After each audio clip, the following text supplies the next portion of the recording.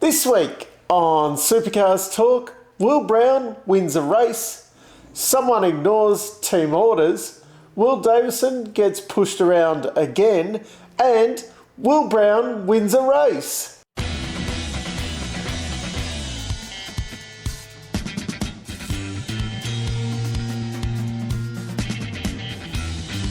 The big news this week, and you can tell by the smile on my face, I am rather happy about this one. Will Brown went and won race 3. Normally we wouldn't start off with the, kind of talking about the races, especially the final race of the weekend, but it was such a big thing, especially considering where Erebus was at the end of last year. You know, the two drivers were leaving, they were losing their engineers. Everyone was saying, the dream is over. This team will be nothing next year. Blah blah blah blah blah. You know, all of the geniuses on the internet. They've just gone from strength to strength. Other than the obvious pit issues that they've been having, they've just been chipping away at it. And Will's drive on Sunday was brilliant. It did obviously help with what was going on with Triple Eight boys. Get into that into the race review. But yeah, I just wanted to start off with it was great to see someone like that really just loves their racing. He's a great ambassador for the sport. I will be very happy if he continues, with this upward trajectory, because he's someone that we can, I feel he's someone that we can really get behind. He's the future of the sport. So the only news this week we really need to cover off was that the Boost New Zealander wildcard has been cancelled for Bathurst, so we won't be seeing Greg Murphy or Richie Stanaway coming across this year. The plan is to run it next year. There was the problem not with them getting across and into Australia. That's fine, we'll take anyone, even those dirty New Zealanders. The problem was them getting back home, because once you've been to Australia, you are too tarnished to re-enter into New Zealand. And apparently they've got a very strict quarantine system, unlike ours, where basically, apparently some states do it quite well, but in Victoria you get to, have a bit of a holiday in the hotel in the city, and you can fornicate with the, the security guards and whatnot. Anyway, and enough of that. We won't be seeing that wild card. We still will have the super cheap Feeney Ingle wild card at Bathurst, so at least that is something. So, weekend 3 at Sydney Motorsport Park. There was a little bit of an incident off the start line, and I've actually, a special correspondent has given me a little clip to insert here, because they seem quite passionate about it. Now, some say he was born like this. Some say he just got up on the wrong side of the bed. We just know him as Angry Dave, and here's his thoughts on the start line incident. Will Davison, you had the opportunity to show some aggression on lap 1 of race 1, and what happened? Jamie Schumacher just decided to cut straight across you. There was overlap. If it was anyone else but your best mate, you could have just turned him into the wall. Why didn't you? It just shows, sure, it was the other Red Bull car, but once again, it just shows that they push and you give way. They're going to keep doing it to you unless you do something about this. What more do I have to say? Thanks for that, Angry Dave. Looks a lot like me, but with glasses. Wonder where that came from. It was an interesting thing at the start. Then afterwards, there could have been a big accident, blah, blah, blah. Well, maybe a big accident needs to happen for some of these guys to, maybe pull their head in a bit. We've seen it in F1 this year where, the guys have got into crashes, and if Brazil was anything to go by, they probably haven't learnt their lessons. Enough of that. sometimes a bit of biff and barge is good. We did also see at turn 1 the carnage that kind of Courtney, Slade and Pye all got, kind of stuck into each other there, trying to, too many cooks into one corner spoils the Boost Mustang. So, Jamie did do the right thing then in race 1 and let the good Triple Eight car past. It's a bit of a dig about the good and the bad DJR cars there. Unfortunately, didn't quite do the same. Well, fortunately and unfortunately, depending on which side of the ledger you're sitting on, he didn't do the same thing in race 3, but we'll get into that at race 3. Anton, I was surprised they did the stop for 4 tyres. Track position is a big thing, but that was fine. He then, went and passed the guys out on track. That was all good. I was surprised that they went down that route. Everyone else kind of going for that 2-stop, especially on the Saturday, to kind of bank tyres for the Sunday, whereas the DJR they did go, which it did pay off. They did win the first 2 races, but they definitely did pay for that strategy in the 3rd race. And even after all the complaining last year about, the different compounds, which we will actually see the super soft and the hard tyre next weekend, so that is going to play a much bigger role in it. But there was definitely people stacking tyres for certain races.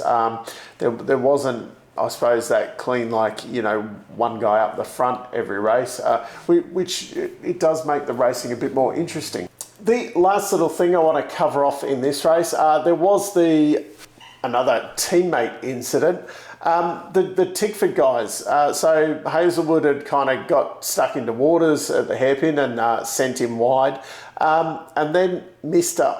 on the outer, Jack LeBrock, his results have actually improved a lot recently since he's signed the contract at MSR, and possibly since his car's had a bit of a upgrade maybe to the specs of the other 2. But most of the first half of the year, you'd have Cam up the front somewhere, Courtney kind of in that top, and then Jack was down, in that kind of techno second kind of BJR team territory down the back there. But he's been very close to Cam since we've been at Sydney Motorsport Park. Maybe it could be a Sydney Motorsport Park thing, or, maybe the equipment's a bit, or maybe the pressure's off for him. But it was just very, very strange where they got into each other like that. That's definitely a situation. Off the start line, Davo should have stuck in it and put him into the wall. In a situation like that, when it is your teammate, don't biff them into the wall and wreck their car. Also, strange there as well, I don't recall a car going into the wall there previously. So obviously, there's all the safety gear there and whatever. But yeah, I don't recall that happening. I'm sure it has. The big incident I remember there was, the Skafinger one that happened further down the road. Race 2 was a bit more of a straightforward affair. Shane Van Gisbergen had a 3-place grid drop because of holding up LeBrock in qualifying. Yes, he did, but did he? And it wasn't that bad. I suppose it wasn't much of a penalty for it. We did see Davo this time get the undercut, and unlike race 1 where he backed out of it, he did kind of, the other guys were coming through then with the newer tyres towards the end of the race. He did actually, kind of get the elbows out and have a bit of a run at it. It was unsuccessful. He ended up 5th in the end, so he did kind of get passed by him. He's kind of knocking on that door. He's there or thereabouts. He's doing a better job than what Coulthard did compared to McLaughlin, I think. He's leading Anton in the championship. He's just Coulthard did get a couple of wins in the year. Davo hasn't had the wins yet, but he has been very, very consistent there. So, which one's better? We did see that great finish there where SVG and Chaz were going for it on the line to take the final podium spot, and that was so close. It reminded me of the Cars movie where I think it's Lightning McQueen kind of puts the tongue out to take the win. That's what it felt like. Race 3, Will Brown won. Do we need to say any more? I think I've covered it. The smile's still here.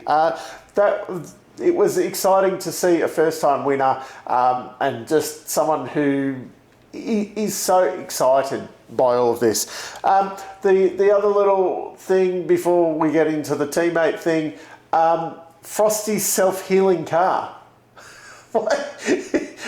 Where he got nudged at the start and that bumper was rubbing on the tyre and everything and it was punched right in, and then the next thing it had popped itself back out, but it didn't even look like he'd been hit. So whatever technology they've got there at Team 18, maybe you could get that for a Springvale car park or something like that, and get that into those kind of cars, because that was just I've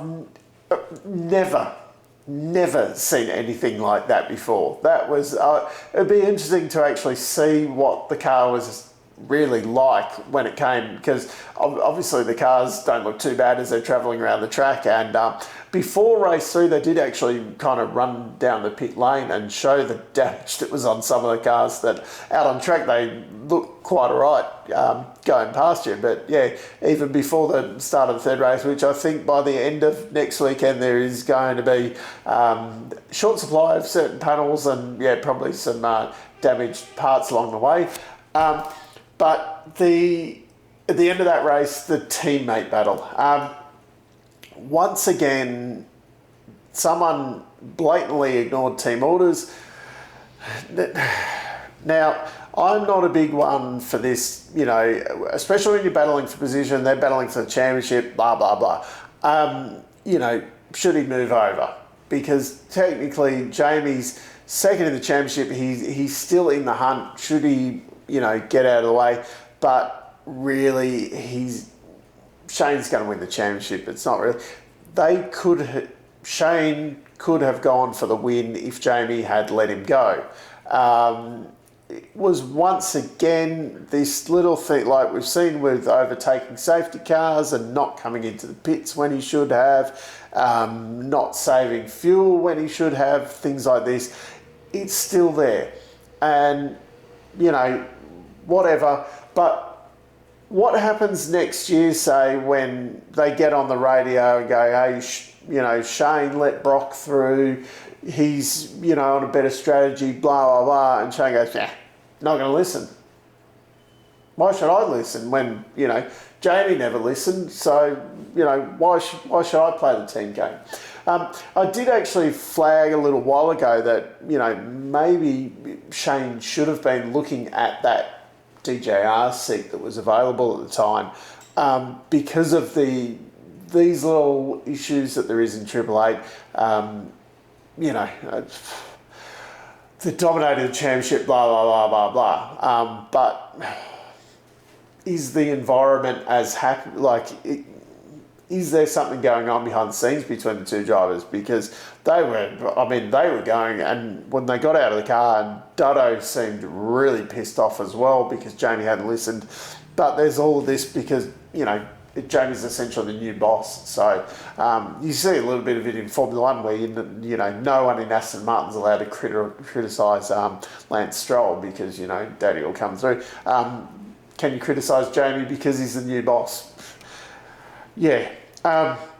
Just seems strange, but we got to see Will Brown win the race. So, all's fair in love and war. The Sydney $25,000 cup, whatever it's called.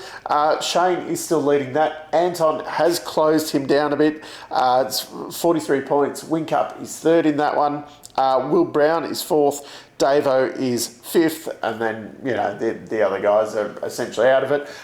This weekend, two 250k races. They're saying it's endurance. I think that's to kind of it's an endurance compared to a 125k race. Yes, it is an endurance race. Yes, there is fuel stops and things like that. These were essentially fuel stops were sprint races. In previous years. You never really call, Adelaide, two endurance races. The endurance races were when you had co-drivers involved, as far as I'm concerned. But we're trying to talk it up a bit, I suppose. As I said, there will be the super soft and the hard tyre in this. Not sure how that's going to work. I suppose you will have one really short stint in there with a couple of long stints with the fuel stop. I think they just have to stop for fuel twice during the race because the tank's not enough to get them right through. Actually, that shouldn't be because it's double there. But with obviously you're going to have a short run in there with the super soft tyres. So at least this format is a little bit different. I think they're both night races too. So that will be, they'll start in daylight and run into the night time. So that will be good to see. That will be the final race races at Sydney before we have Bathurst. I will be having my big Bathurst preview videos coming up soon. Don't forget, I have got 4 mugs on offer. That's just one of the 4 options. So if you are the winner, you get to choose which of the 4 mugs you want. Probably the best place to go to is my Bathurst competition video that I did a couple of weeks ago. Essentially the rules and whatever are there and how to enter. So check that out. But until next time, I'm still Dave and I'll catch you later.